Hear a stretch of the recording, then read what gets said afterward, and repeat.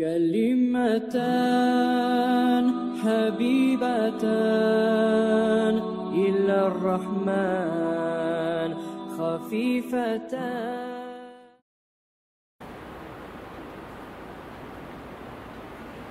965. hadis.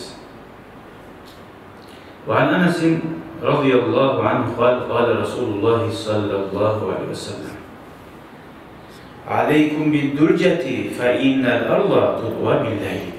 Yani bu da Safarya Vakayati hadislerden birisi. Siz dedi, gece yolçuyuz dedi. Gece yolcu yürüyüz dedi. Hani gece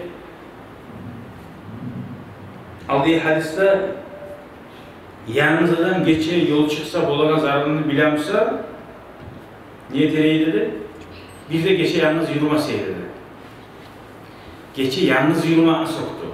Ama yoldaşların var mısa, safarda mısa?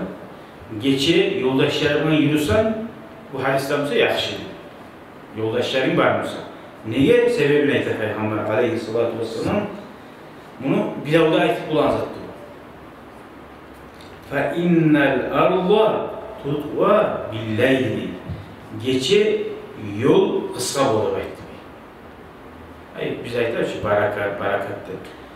Şu yol geçe hali mesela hacıya barakallar, sefere çıkmalar, iş bular. Ah doğru yoklayıyorlar, geçe haylasa, ah şu bir yetişi aldın diye gerçekten. Var yoklay.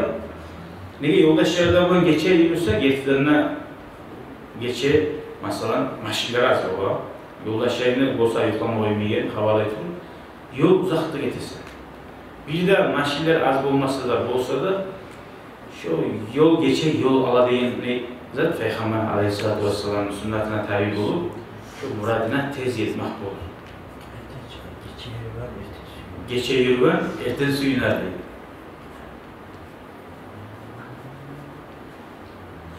Onun gayri bir daha adıra bir yerde aldığın tüyalar bulan, atlar bulan yol çıkan zamanına issi de yol alına hıyım bulan. Hayır yollara da hıyım.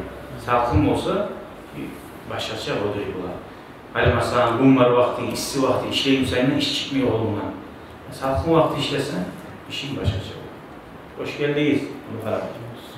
Ve aleykümselam ve rahmetullah.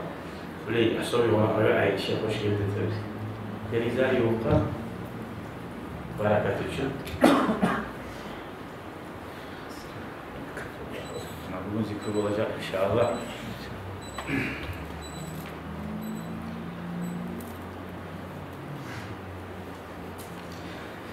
Şu hadisten anladık. Görüyor musunuz? Sefer çıkanına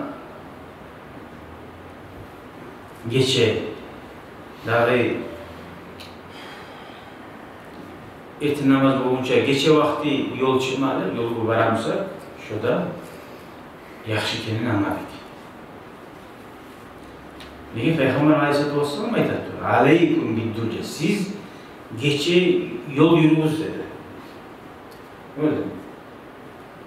Şurada bilmeyen adamla bilmez hatta oldu.